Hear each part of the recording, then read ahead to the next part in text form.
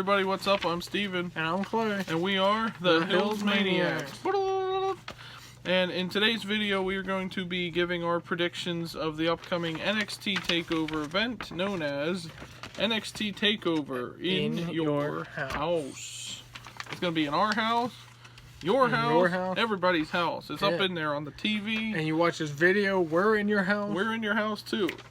But that will be streaming this Sunday on the WWE Network. I think that's only like, I don't know when they started doing NXT pay-per-views on Sundays, but yeah, it's a week before Backlash. So there, as of right now, there are 6 matches on the card. I don't know if they'll have anything for like the kickoff show or anything like that, but right now they have 6 official announced matches. We're just going to do a rundown, give our thoughts on them. Honestly, in the last couple weeks, we haven't really gotten the chance to watch NXT that much, so I don't know how deep a lot of these rivalries are. I'm sure they have good video packages put together for them, though, like when we watch the pay-per-view. But and most of them will just be good matches anyway, just they based just off seem of like some they of will the people be, in the matches. But a lot of big-time matches happening at this one, so let's get right into it. First up, there's a 6-woman tag team match, which is not for anything, between Mia Yim, Tegan Nox, and Shotzi Blackheart versus Candice LeRae, who's now a heel, Dakota Kai, and Raquel Gonzalez, her bodyguard, basically. It's Dakota Kai's new bodyguard lady. There's some random stuff in this match. She looks a lot like Sonya Deville, but like taller and stronger. I ain't never heard of her. But anyway, it's a 6-woman tag team match. I'm saying the heel faction is going to win this. I don't know. I know Candice LeRae and Dakota Kai. I don't know who the other chick is. But I think most of these matches, heels usually win. So, well, I think just because Candice is newly heel and she's sort of leading this group, I guess, I think they're going to do some, heel shenanigans and heel tactics and things to win. So, that's, of course they are, because she's newly heel and they're all heels. That's what they do. They should call themselves newly healed. Newly healed. Newly healed. High heels. High heels. That's a good one too. Nice. Anyway, so yeah, we both said Candice LeRae, Dakota Kai, and Raquel Gonzalez. I've never really gotten into any of these rivalries. I don't even know what's happening. I don't even think I've ever seen Shotzi Blackheart actually wrestle, except in the Women's Rumble this year. I mean, Candice LeRae, I guess I'd like to see her finally win the NXT Women's title. I don't think she did yet. Or she might have one time, I don't know. No? Trust me, I keep track of this stuff. Yeah, so that would be fun to see that, but right now that's just kind of like a pointless 6-man tag team. Ain't none of these people ever been women's champion. Next up, we have one of the ones I'm looking forward to, which is most of the rest of these I'm looking forward to, but Finn Balor versus Damien Priest. Now, I guess the reason they're doing this is because Priest supposedly attacked Balor. They seemed like they were building up Finn Balor versus Walter for the NXT UK Championship, but because of everything going on with the virus and everything, travel issues were happening, so they never got to. That would also be a good match. They never got to do that, I guess, because the people in the UK, there was like no traveling allowed between the countries. So they dropped that, I guess, in favor of Finn Balor versus Damien Priest. I mean, which really, it's not like it's saying like, oh, they had to go with this random. It's still going to be a good match. Yeah, and right now that keeps Damien Priest away from the North American title. Personally, I'd like to see... And it keeps Balor away from the UK title. Well, I'd like to see either one of these two. Like, Finn Balor was never around when North American title was created, so that would be fun to see one of these two or both of them fighting for the North Balor, obviously being the former Universal Champion, former Intercontinental Champion. From the main roster. Coming back, and it's giving these other guys like a push, especially if he lets them go over in the match. Yeah. It's giving these other guys somebody like that knows what they're doing to fight with, and a big name, and they beat this big name in the company. Like, that could do wonders for their careers, too. Yeah, and that's why I said I think Damien Priest will win this. Maybe clean, maybe again through, like, heel tactics, or somebody else interferes or whatever. But I think Damien Priest... I don't know why I thought Damien Priest would win. Even after everything I just said, where, with Balor putting everybody over, you still got to remember, Balor's still a competitor on the show, too. Yeah. And he's not going to lose every match on the show. So I picked Balor to win.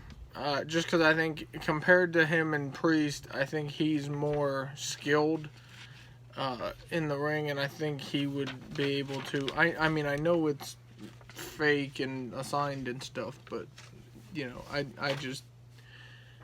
I think Balor is more talented, and I think it would be better for Damien Priest if he did lose, because then it would give him something to fight for.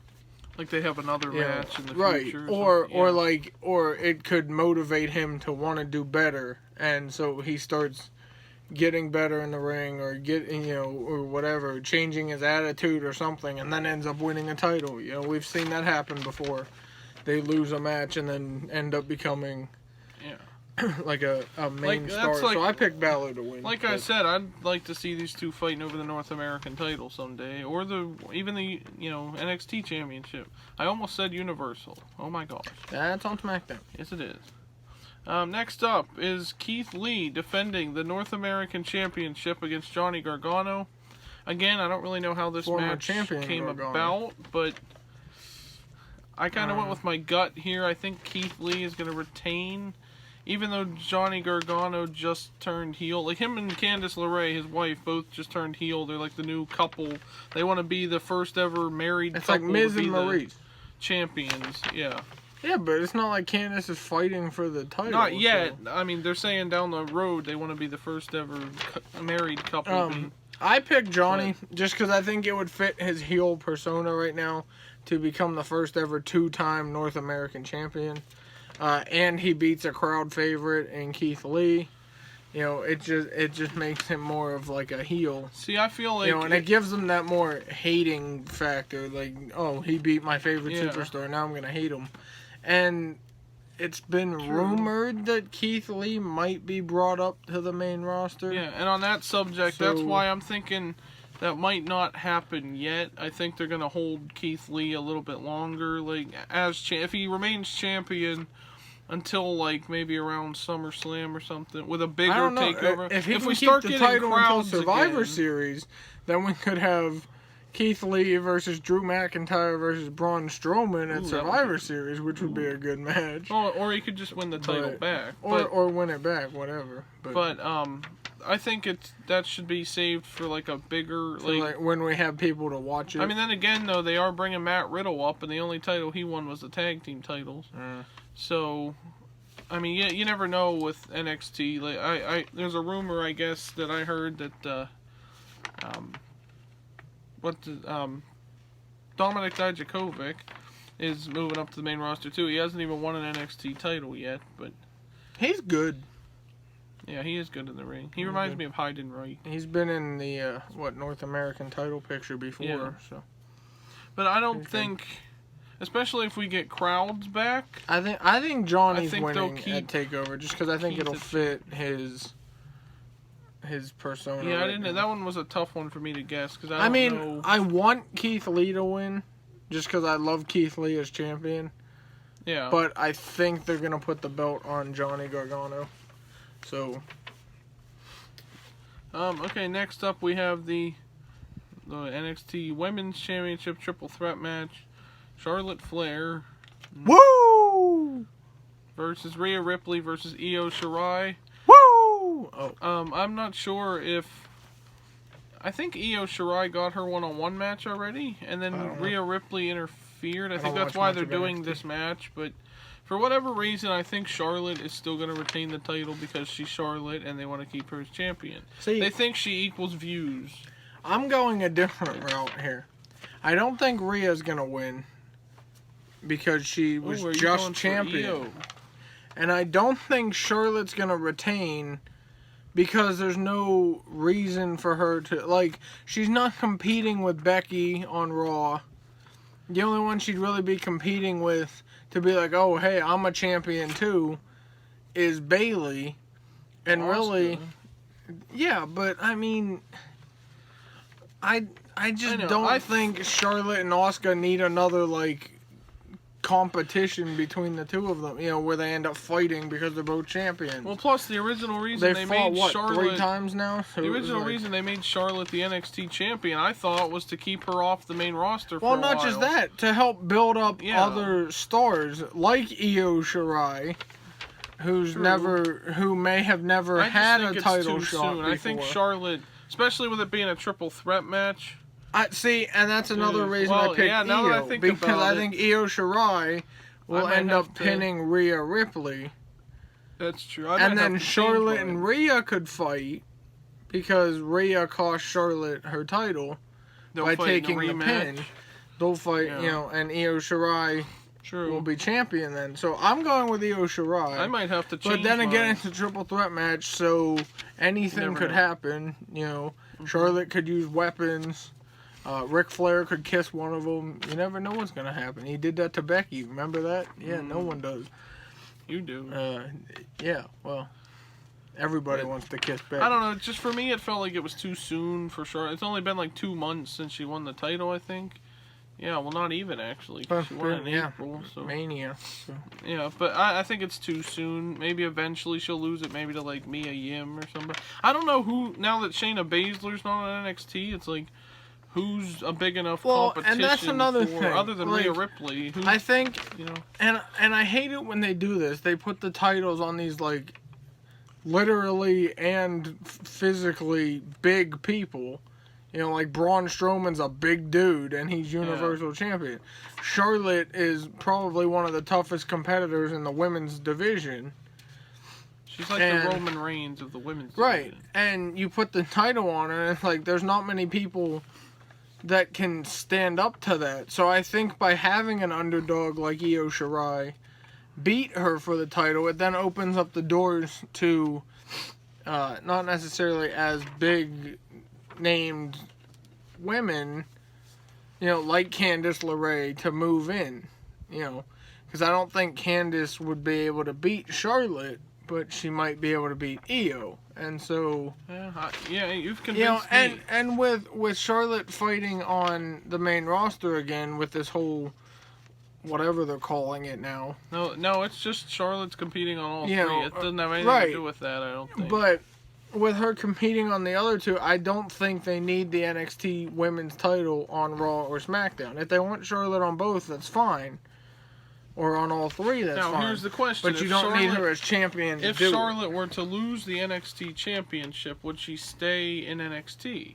That is the question. I think she would still wrestle in NXT. I just don't think she would be exclusive to NXT. Probably not. I think she would keep doing what she's doing. So. Right. You've convinced me. I might have to change I'm picking Io Shirai. I know I've gone off on a rant, but I'm picking Io Shirai just because it's a triple threat match and it's somebody different. Or it could even be vice versa. Rhea pins Io, and then... Yeah. Right. Next up, one of the last 2 matches that have been scheduled for the card. Tommaso Ciampa versus Karrion Kross, formerly known as Killer Kross from Impact Wrestling. Now, he was good for a while. Like, I didn't see him. That's the only time I saw him was in Impact. And I just stopped watching Impact heard of him. Last year. But he was, he was okay for a while. He was like one of those, like, big dudes that can, like, choke you out and all that. Like, his finisher was like a... I think they called it the cross jacket choke or something. It was like a submission hold. But, and then he started being like a side... They should have called it the crisscross. He started being like a side character, like a side kick to, I think, Austin Aries and stuff at that time. But then... You're a sidekick to Austin Aries? Well, he was like the bodyguard, same as him and Moose were the bodyguards to Austin Aries when he was champion. So I'm glad to see someone I knew from Impact, like even when EC3 came up, I was like, okay, that's intriguing. Yeah, him coming to NXT, and then he never got used. Hey, he's a former 24/7 champion, right? But Karrion and now he's going to AEW probably too. But Karrion Kross, I mean, right now I think he had like a squash match on NXT. Like, his debut match was against, like, an enhancement talent. I don't know if he's had any other matches. Most of them are. I haven't watched the show in a while, so I don't know if this is necessarily... I know it's his pay-per-view debut. I don't know if it's, like, his actual debut against an actual like competitor from NXT. But I'm saying Karrion Kross is going to beat Ciampa here. Just because I feel like it's sort of a passing of the torch thing. I'm not saying Ciampa's going to leave yet, but this is going to be an intriguing rivalry because it'll keep Ciampa away from winning the title for a while. Because now he's got someone new to deal with. After Gargano, especially after Johnny Gargano cost him his match with Adam Cole, which I thought Ciampa was going to win. But this keeps Ciampa out of there for a while, gives us a new, fresh look at new people to step up and face Adam Cole, like the Velveteen Dream, which we'll talk about in a little bit. But I think for this, though, because he's new, I think Karrion Kross is going to beat the old guard of NXT in Tommaso Ciampa. Now, they're both tough competitors, don't get me wrong. I could see this going either way, or even being like a double count-out where they fight into the crowd or something, you know, and then they go to war at the next pay-per-view or something. I'm also picking Karrion Kross, and I feel like he's going to pull a Fandango at WrestleMania and just come out in his debut match, just beat Chris Jericho in the ring, only it's the like Chris Jericho victory of NXT, you know. I could see that. I think because like Ciampa's all cocky, like he can, you know. Well, he's that. Like he's used to being that tough guy, and that there's nobody tougher than him. And then he's gonna come out, and it'll be like Sheamus and Daniel Bryan in like 18 seconds, and he'll just. You just got crossed off. Yeah. And that should be his phrase. Is that his phrase? No, it's like. That should be his phrase. The toll always. He'd come out with a list like Chris Jericho used to do. I think it's like time to pay the toll or something. Is it like he does a TikTok thing? Like, that's stupid. Anyways, the last match, the NXT title match, what is being known as a backlot brawl. Backlot brawl. I'm guessing it's like a street fight. I heard somewhere that this is going to be another cinematic match like they did with Undertaker versus AJ Styles. So, yay. I mean, I'm okay with that, but I'd rather see like Velveteen Dream win the title in the ring. Like when a wrestler wins a match that's not in the ring. Like it takes the excitement away from it. It's like we came for wrestling, not beating each other up in the parking lot. A Falls Count Anywhere match is different. Like with Edge and Orton, you know, it was at Mania. It was different than Undertaker versus AJ. Well, no, that was a last man standing, not a false count. Or whatever. But still, I mean, because they're actually still, like, doing moves to each other and stuff. Undertaker and AJ were just, like, eh. Yeah, like, I don't really want to see that. I feel like it would be more exciting in the ring. I'm not sure. I mean, they're calling it a backlot brawl. I don't know if that just means... Yeah, I don't know that's just going to be like a street fight or something, but it'll still be in the ring. I don't know exactly. I didn't hear what the rules were. I think we're agreeing. I just saw this on the internet that it was called the backlot brawl, so that's what we're going. So on the count of three, let's say who we think is going to win. Ready? One, two, three. Velveteen Dream. Yep. See? Yeah, we picked because it's a pay-per-view. I think they Adam Cole's held it since like last year. Yeah, so. And I think I saw somewhere I was kind of reading up on this rivalry, like why this match is happening now at Takeover. Like I did watch the match between Cole and Dream at it was on an NXT show like last month or something. They fought on the actual Wednesday night show. They fought for the title. Things happened. Undisputed Era interfered. Right. And that other Dexter Lumis, I think is his name. He's one of the new guys in NXT. Who? That was like for some reason helping Velveteen, and then he also accidentally cost him that match. Nice. So I don't know if he'll get involved in this somehow and end up actually this time helping Velveteen. We don't know what his motives are still, but I would rather see Velveteen win clean. Just because it's someone different, and I mean, yes, he's been North American champion before. But I think Adam Cole needs to lose the title already because it's not like him and Undisputed Era are still like all the champions in the company. You know, like Roderick Strong lost the North American title, and the other two losers lost the tag titles.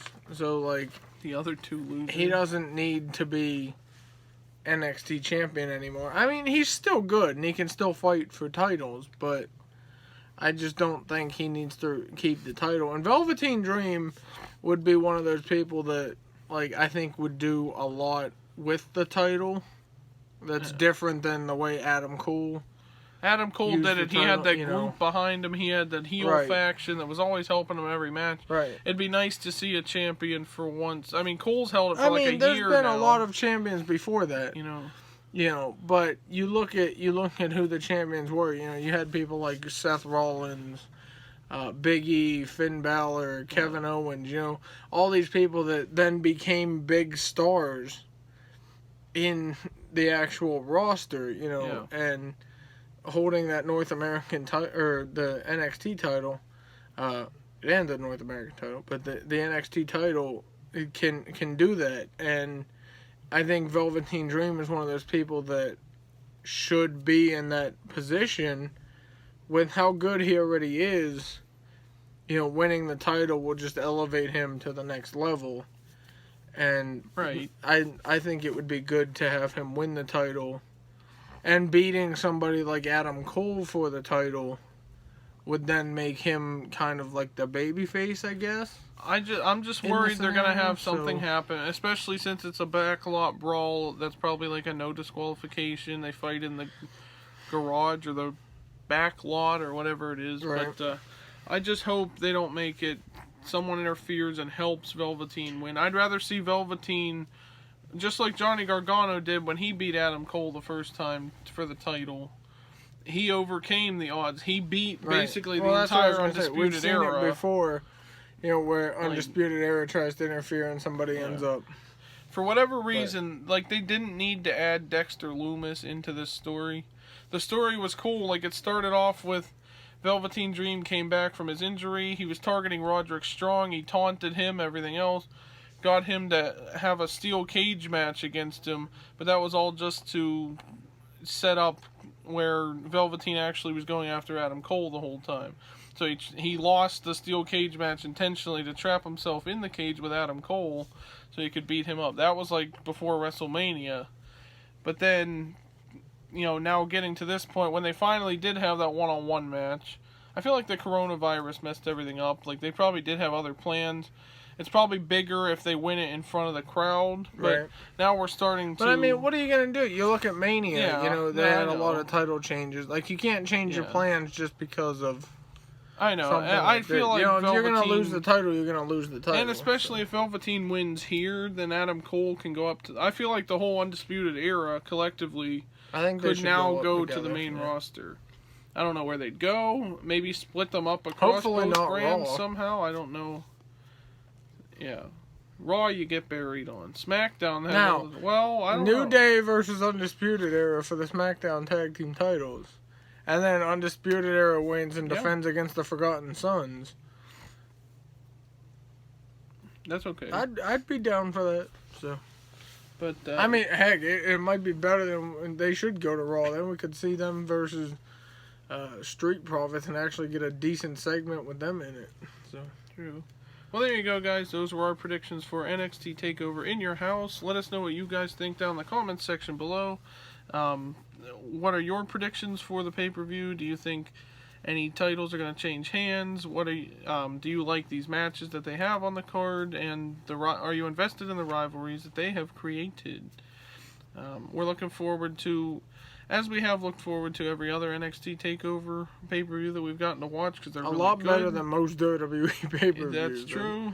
I'm sure some of these matches will be 10 times better than the quote-unquote greatest wrestling match ever between Edge and Orton at Backlash. They need to just stop. We'll see.